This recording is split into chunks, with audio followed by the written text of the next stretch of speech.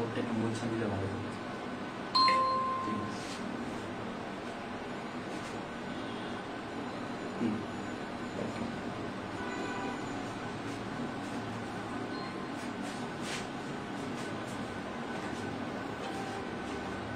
সাউন্ডটা পাবো।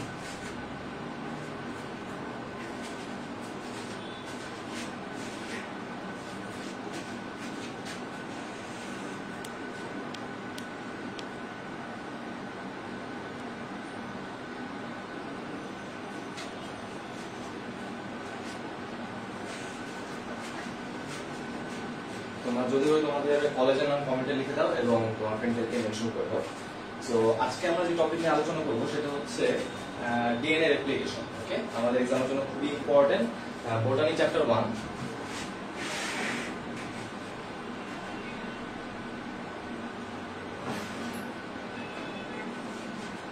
তো আমাদের বোটানি চ্যাপ্টার 1 এর যে সেকেন্ড হাফ, সেই সেকেন্ড হাফের মধ্যে সবচেয়ে ইম্পর্টেন্ট পড়া কোনগুলো বলতে দেখি? সবচেয়ে ইম্পর্টেন্ট পড়া হচ্ছে ডিএনএ এর এই তিনটা অংশ, রেপ্লিকেশন, ট্রান্সক্রিপশন, ট্রান্সলেশন। ওকে, সো প্রথম কথা হচ্ছে ডিএনএ রেপ্লিকেশন বলতে কি বোঝায়? ডিএনএ রেপ্লিকেশন বলতে বোঝা হচ্ছে আমার একটা ডিএনএ থেকে অনুরূপ আরেকটা ডিএনএ তৈরি হবে। ঠিক আছে, একটা ডিএনএ থেকে অনুরূপ আরেকটা ডিএনএ তৈরি হবে, সেটা হচ্ছে আমাদের ডিএনএ রেপ্লিকেশন। ওকে, সেই ডিএনএ রেপ্লিকেশন কোন প্রক্রিয়া হয়? সেই ডিএনএ রেপ্লিকেশন হয় অর্ধ সংরক্ষণশীল প্রক্রিয়া। ঠিক আছে, ডিএনএ রেপ্লিকেশন কয়েকটা প্রক্রিয়া হতে পারে।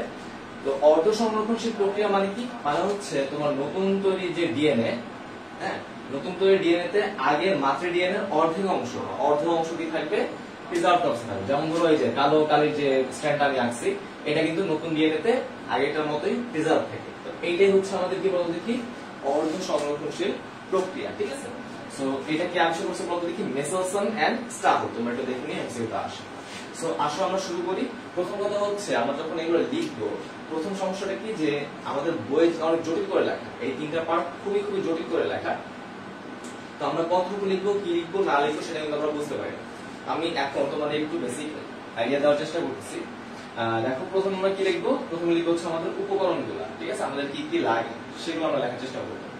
ওকে, প্রথম কি লাগে বলতে দেখি? প্রথম হচ্ছে আমাদের ছাঁচ।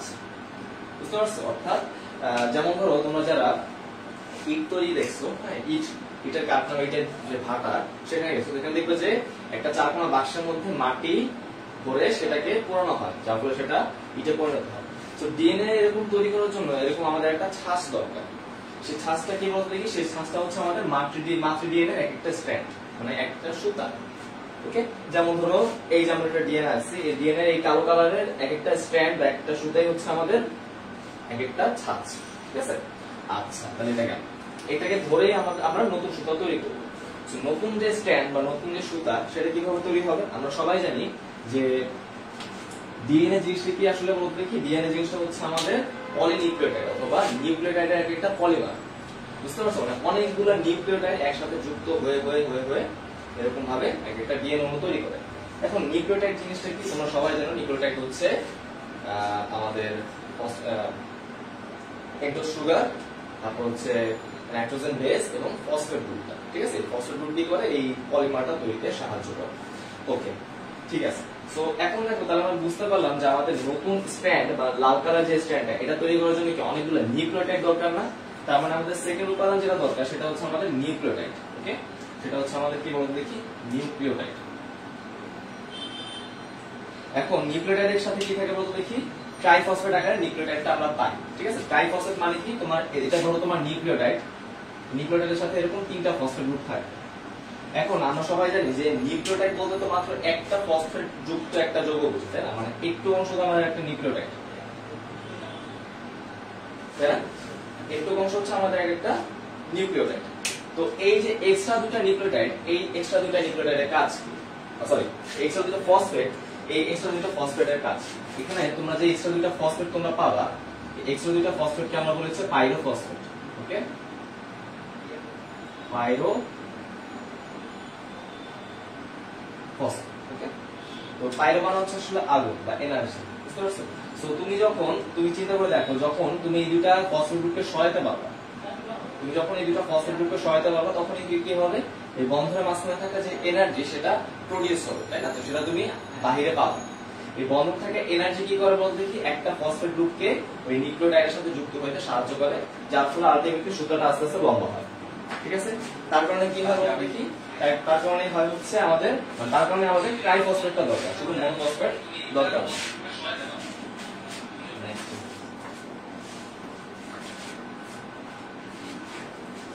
আচ্ছা, তো আশা করি তোমরা এই জিনিসটা বুঝতে পারলা। তো আমরা বুঝতে পারলাম যে ট্রাইফসফেটের লাস্ট ইউনিট হচ্ছে পাইরোফসফেট, যেখানে এই বন্ধনে এক একটা ফসফেটের মাঝখানে বন্ধনে অনেক পরিমাণ এনার্জি জমা থাকে। সেই এনার্জি হচ্ছে এই এনার্জি। এই এনার্জিটা কি করে আলটিমেটলি আমার কাজটা চালিয়ে নিতে সাহায্য করে। একটু ভালো লাস্টে হচ্ছে খুবই ইম্পর্টেন্ট, যেটা আমরা এক্সাম অনেক বেশি আছে, সেটা হচ্ছে আমাদের রেপ্লিজম। বুঝতে পারছো, সেটা হচ্ছে আমাদের রেপ্লিজম। রেপ্লিজম কি? রেপ্লিজম হচ্ছে আমাদের রেপ্লিকেশন করার জন্য যতগুলো এনজাইম প্রয়োজন সবগুলোকে একসাথে আমরা কি বলি? রেপ্লিকেশন কমপ্লেক্স বা রেপ্লিজম। ওকে, রেপ্লিকেশন কমপ্লেক্স বা রেপ্লিজম। এখন রেপ্লিজমের মধ্যে কি কি এনজাইম আছে? আমরা মোটামুটি 6টা নাম শিখি। এই 6টা নাম আমাদের এক্সামের জন্য খুবই ইম্পর্টেন্ট, শর্ট নোটে আসে। ঠিক আছে, মানে অনুধর্মমূলকে আসে যে রেপ্লিজম বলতে কি বোঝায়, রেপ্লিজম কাকে বলে, কি কি উপাদান এখানে আছে। এই 6টা নাম যদি আমরা লিখি, সাথে একটা করে কাজ দিয়ে দিই, নোট দিয়ে দেবেন। ঠিক আছে, আশা করি তোমরা বুঝতে পারবে।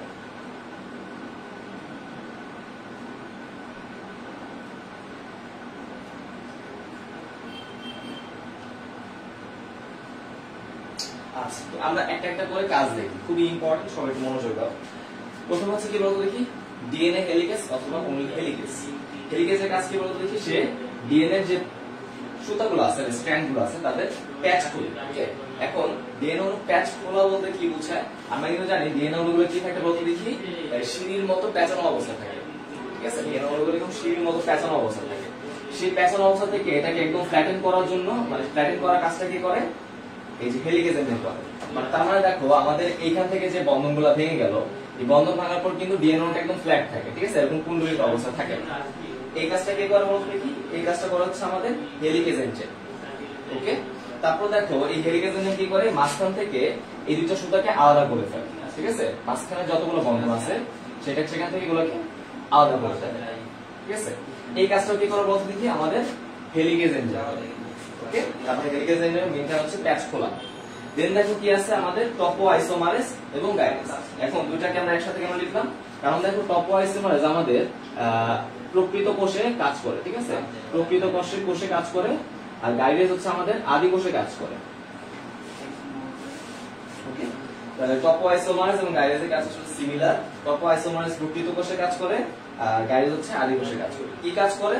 পুনরায় প্যাচ যাতে না তৈরি হয়। ঠিক আছে, পুনরায় প্যাচকে তারা বন্ধ করে। অর্থাৎ দেখো, ওদের মধ্যে যখন ওরা প্যাচ খুলে গেল, ওদের মধ্যে টেন্ডেন্সি থাকে কি, আমি আগে যে অবস্থায় ছিলাম সেই অবস্থায় চলে যাব। তার মানে এই প্যাচগুলো আবার তৈরি হওয়ার একটা টেন্ডেন্সি তৈরি হয়, আবার লেগে যাওয়ার একটা টেন্ডেন্সি তৈরি হয়। সেই জিনিসটাকে 8 নং কাজটি করে বলতে কি? টপো আইসোমারেজ এবং আদি কোষের ক্ষেত্রে গাইরেজ। ঠিক আছে, এর পাশে হচ্ছে তোমার নেক্সট যে এটা কিন্তু আলাদাভাবে পরীক্ষা আসছে। এসএসবিপি বলতে কি বোঝায়?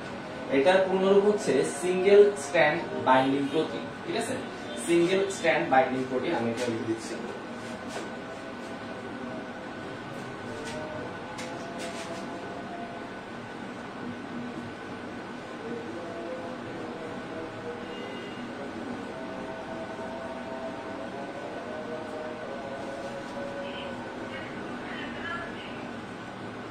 Single strand binding protein.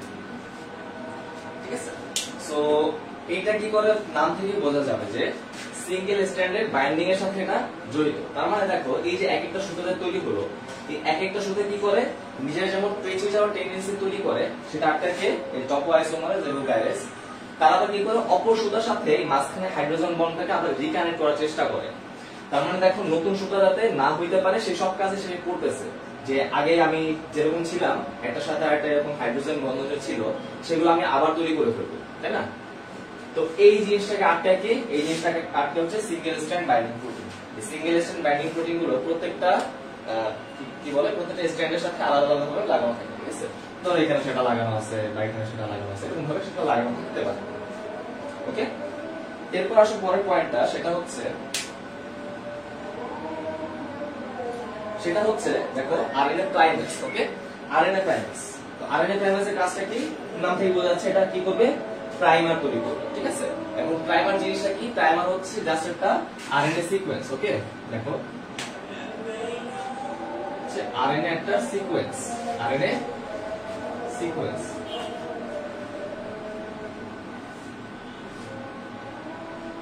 RNA sequence মানে কি? আরএনএ এর কয়েকটা অংশ নিয়ে গঠিত একটা যৌগ হচ্ছে প্রাইমার। এই প্রাইমারের কাজ কি? এই প্রাইমারের কাজ হচ্ছে আমার ডিএনএ যেখান থেকে রেপ্লিকেশন হওয়া শুরু করবে সেই জায়গাটাকে আমরা বলেছি অরিজিন অফ রেপ্লিকেশন বা সংক্ষেপে অরি। তো ও কি করে? এই প্রাইমারটা কি করে? অরিকে খুঁজে বের করে সেটার অপোজিটে বসে দেয়, ঠিক আছে? ধরো এই যে এটা হচ্ছে আমার অরি, ঠিক আছে? সাপোজ এটা হচ্ছে আমার, এই জায়গাটুকু হচ্ছে আমার অরি। সে কি করবে? এই প্রাইমারটি করবে এর অপোজিটে আমার যেখান থেকে রেপ্লিকেশন হওয়া স্টার্ট হবে সেখানে সে বসে যাবে। এখানে বসে যাওয়ার কারণ কি? সে তার 3 প্রাইম প্রান্ত, এটা দিয়ে কি বোঝায় আমি বলবো, এই 3 প্রাইম প্রান্তকে উন্মুক্ত করে দিয়েছে যে সে পরবর্তী যে এনজাইমটা আছে ওকে বলবে যে হ্যাঁ এখন আমার সাথে নিউক্লিওটাইড তুমি যুক্ত করে দাও, ঠিক আছে? সো পরবর্তী লাস্টে যে এনজাইমটা এটা হচ্ছে সবচেয়ে বেশি ইম্পর্টেন্ট, এটাই হচ্ছে আমাদের রেপ্লিকেশনের জন্য সবচেয়ে বেশি ইম্পর্টেন্ট, ডিএনএ পলিমারেজ। এই ডিএনএ পলিমারেজ মেনলি কি করে? এই সুতাগুলো তৈরি করে। তো দেখো ডিএনএ পলিমারেজ জিনিসটা কি? সে সুতা তৈরি করবে একটা পর একটা লাগে, ঠিক আছে? আর কোন জায়গা থেকে সে শুরু করবে সেটা সে প্রথমে বুঝতে পারে। সেটা সে কখন বুঝতে পারে? যখন সে আরএনএ প্রাইমারকে যখন সে এই প্রাইমারটাকে দেখবে, বুঝতে পারছো? এই প্রাইমারের কাজই হচ্ছে সে যাতে নিউক্লিওটাইড একটা পর একটা যুক্ত করতে পারে সেই জায়গাটা শুরু করে, ঠিক আছে? আচ্ছা, তাহলে গেল। তাহলে কিন্তু আমরা আরএনএ পলিমারেজের কাজ করে ফেললাম। আরএনএ পলিমারেজ আসলে 3 ধরনের, একটা এখানে আমরা দেখো 1 এবং 3 দেখতে। এই 3ই হচ্ছে মেইনলি আমাদের কি করে? নিউক্লিওটাইড গুলোকে একটার সাথে আরেকটা যুক্ত করে। 1 এর কাজকে আমরা একটু পরে দেখব, ঠিক আছে? 2 এর কাজকে একটু পরে দেখব, ওকে? সো এইগুলো গেল হচ্ছে আমাদের রেপ্লিকেশন গুলো বা রেপ্লিকেশন কমপ্লেক্স।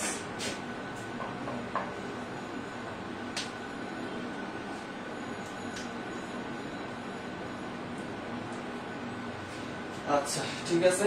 সো মোটামুটি আমরা যা যা লাগবে এবং যে যে উপকরণগুলো সেগুলো আমরা দেখব। এগুলো দেখার পরে আসলে আমরা কাজগুলো বুঝতে পারবো। যেমন যে ধাপসমূহ লিখছি, ধাপগুলো আমরা তখনই বুঝতে পারবো। এটা দেখার পরে আমরা বুঝতে পারবো দেখি কতটুকু কি বোঝা যায়।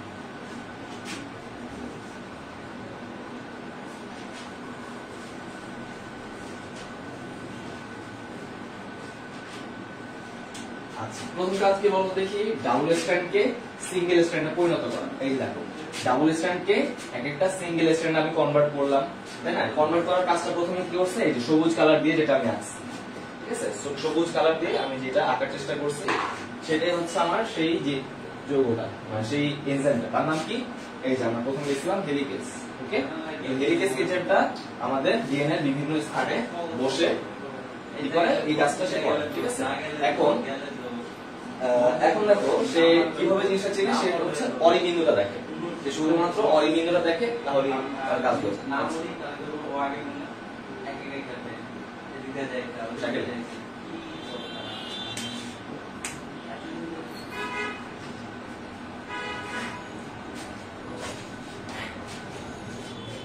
আচ্ছা, তো আমরা যেটা বলতেছিলাম, তার মানে দেখো হেলিকেজটা এমন একটা জায়গা বসবে যেখানে কি আছে? অরি আছে, ওকে? অরি মানে কি বলতো দেখি? তাহলে দেখো আমরা কি বুঝতে পারলাম? তাহলে আমাদের হেলিকেজ এনজাইম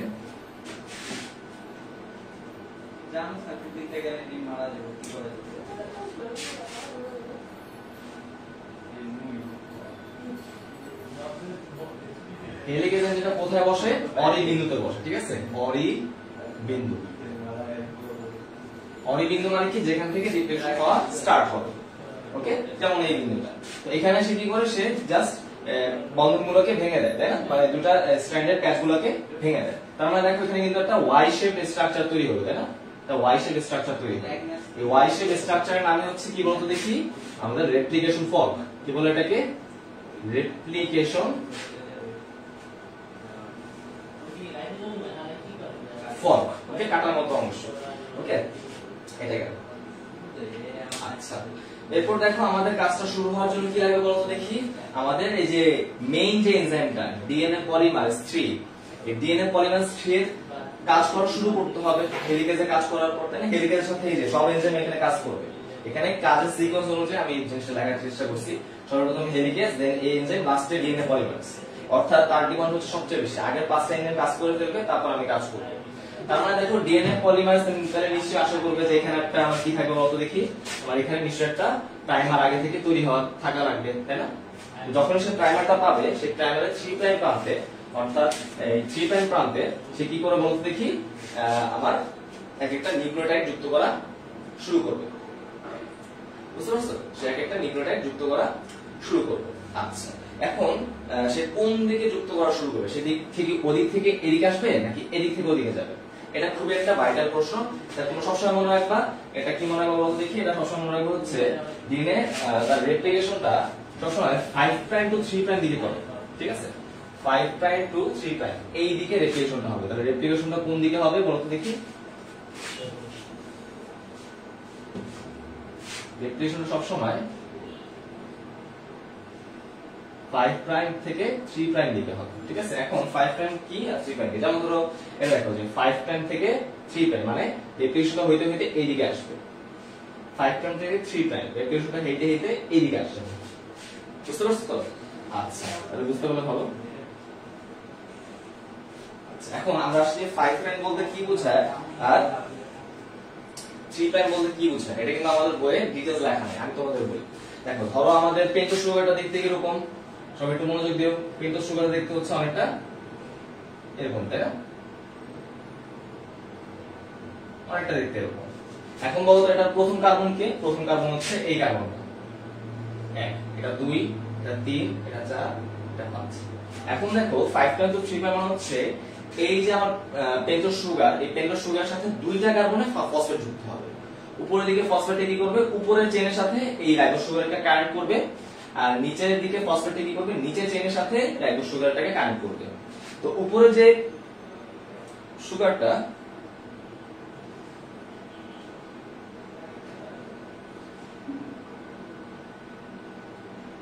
মানে উপরে যে ফসফেটটা সেটা কোন কার্বন যুক্ত হয় বলতে কি?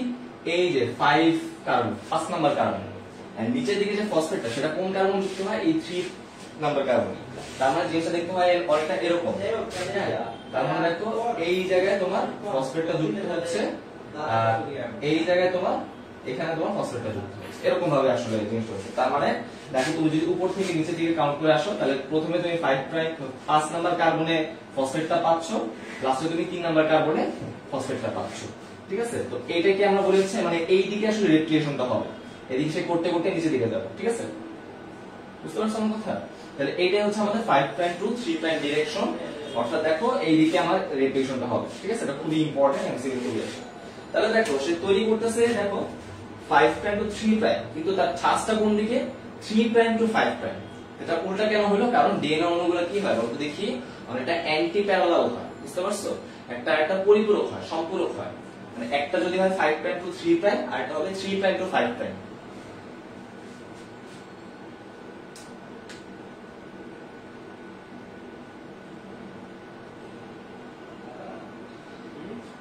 আচ্ছা, তাহলে এই গেল তাহলে তোমার বিষয়গুলো।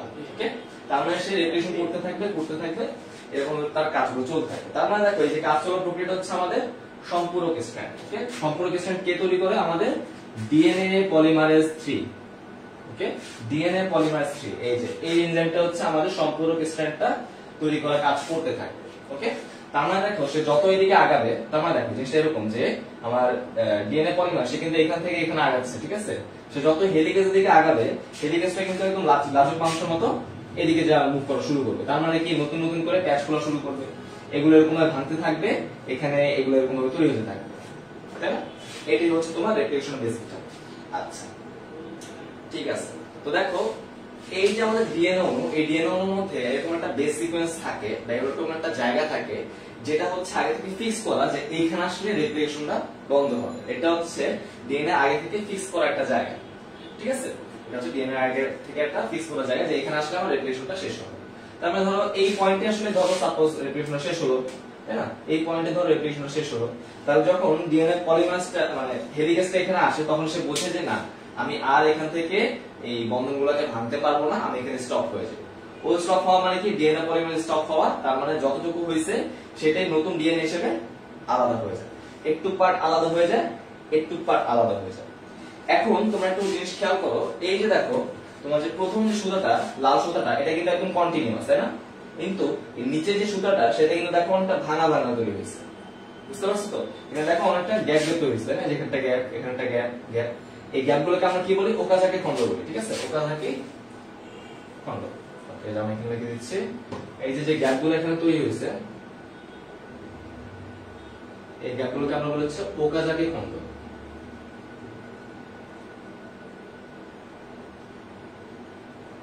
ওকে, ওকাজাকি খন্ড। ঠিক আছে, তো ওকাজাকি খন্ডগুলোকে নিশ্চয়ই এগুলা আলাদা আলাদা টুকরা টুকরা, এটা তো পুরো ডিএনএ হইলো না। এটাকে পুরো ডিএনএ করার জন্য এই খন্ডগুলোকে জোড়া লাগাতে হবে। এই জোড়া লাগানোর কাজটা কি করে বলতে দেখি, লাইগেজ এনজাইম। ঠিক আছে, এই জোড়া লাগানোর কাজটা কি করে, লাইগেজ এনজাইম।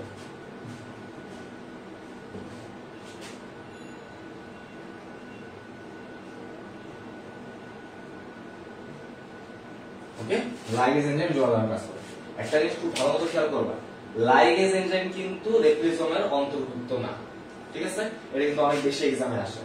বুঝতে পারছো যে নিচের কোনটি রেপ্লিসোমের অন্তর্ভুক্ত নয়, অ্যান্সার হবে লাইগেজ। যদিও এটা আমরা এটার সাথে সম্পৃক্ত, এটা জাস্ট ওই জোড়া লাগায়। বুঝতে পারছো, এটা জাস্ট নতুন করে কোনো সুতা তৈরি করে।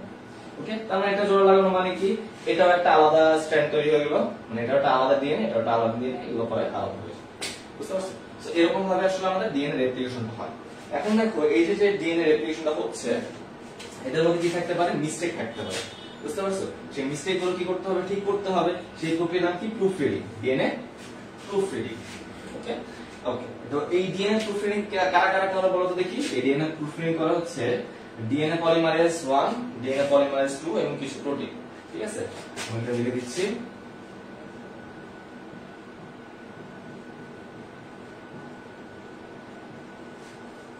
ডিএনএ পলিমারেজ 1, ডিএনএ পলিমারেজ 2 এবং সাথে কিছু প্রোটিন থাকে। এরা কি করে, একসাথে এই প্রুফ রিডিংটা করে। ধরো কি হলো, আমরা কিন্তু জানি যে অ্যাডিনিনের সাথে কে ডাবল বন্ড তৈরি করে, দুইটা হাইড্রোজেন বন্ধন তৈরি করে, নিশ্চয়ই আমাদের থাইমিন, তাই না? এগুলো কিন্তু আমরা জানি। তো ধরো কোন রকম ভাবে কি হলো, কোন একটা কারণে এই অ্যাডিনিন এবং থাইমিনের মধ্যে কি হলো, তিনটা বন্ধন তৈরি হলো। ঠিক আছে, ধরো এই অ্যাডিনিন এবং থাইমিনের মধ্যে এরকম তিনটা বন্ধন তৈরি হয়ে গেল, এটা তো একটা ঝামেলা। তো এই একটা বন্ধন কিন্তু ঠিক করতে হবে, তাই না? একটা বন্ধন সরাই ফেলতে হবে। আবার ধরো গুয়ানিন এবং সাইটোসিন, এদের মধ্যে দুইটা বন্ধন তৈরি হলো, তার মানে কি একটা বন্ধন নতুন করে তৈরি করতে হবে। এই সব কাজ কি করে বলতে দেখি, এই এনজাইম গুলো করে। এদেরকে একসাথে কি বলে, রিপেয়ার কমপ্লেক্স। অর্থাৎ তারা রিপেয়ার করবে, তাই না? তারা কিন্তু রিপেয়ার করবে। তো এই যে দেখো, এই যে প্রুফ রিডিং করতেছি, কোন যে জিনিসটা কারণে প্রসেস করতেছি, আমাদের ডিএনএ ওই যে এই যে এরকম ভাবে মিসম্যাচ হওয়ার কারণে। ঠিক আছে, যেমন ধরো এটা কিন্তু এরকম হইতে পারতো যে মানে অ্যাডিনিনের সাথে থাইমিন আসে, গুয়ানিন চলে আসছে, তাই না? সাইটোসিনের সাথে থাইমিন চলে আসছে, এরকম হতে পারে না? এই পুরো ঘটনাকে আমরা কি বলি, ডিএনএ মিসম্যাচ। ঠিক আছে,